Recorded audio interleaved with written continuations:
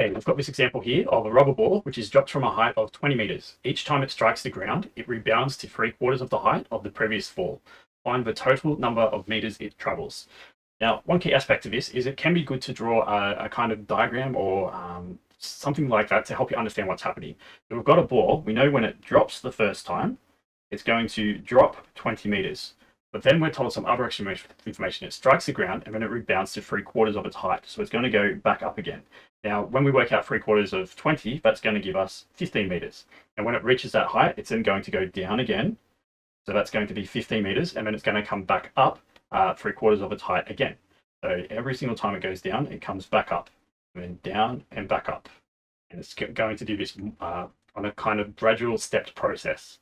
Now, those numbers for the first two aspects are the key parts of information we need for this. So we want to break this up into two parts. We want to break this up into the downward part. So we're going to have a downward motion for part of this. We're also going to have an upward motion for part of this.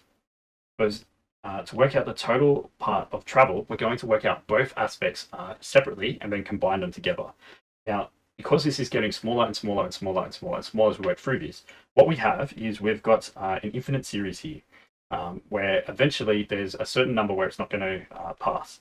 So in this case, that's going to be a over 1 minus r. So this is the key formula we're going to be using for both of these components here. Now for the downward motion, we need to consider what's happening here. Our a is going to be 20 because the first drop of 20 in this aspect. We also have an r of 3/4, which we need to take into account. And then we have an n as it approaches infinity in this aspect. Now for the upward motion, in this case, it doesn't have that 20 meters because it's being dropped in the first instance. So we only have our first upward motion is going to be 15 meters. We've got that difference here. We've got our r, which is going to be the same, which is going to be 3/4, and our n is also going to be infinity as well, because this is an infinite series.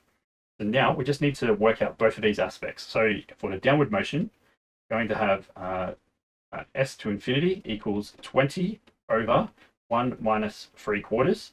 When we work this aspect out, we get 80 meters in total, which is going to be the total downward motions that we have. That's that limit we're approaching here.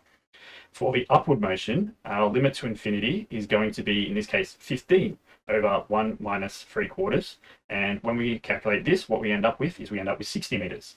So now what we want to do, because we want to find out the total number of meters it's traveled, so all the downwards and all the upwards, as we work this out, we've just got to add them together. So the total distance traveled is going to be the combination of both of these.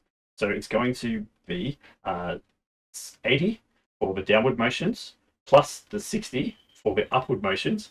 And when we combine these together, we have a total then of 140 meters of travel. So that's every downward and bounce back up and downward again until the ball stops moving.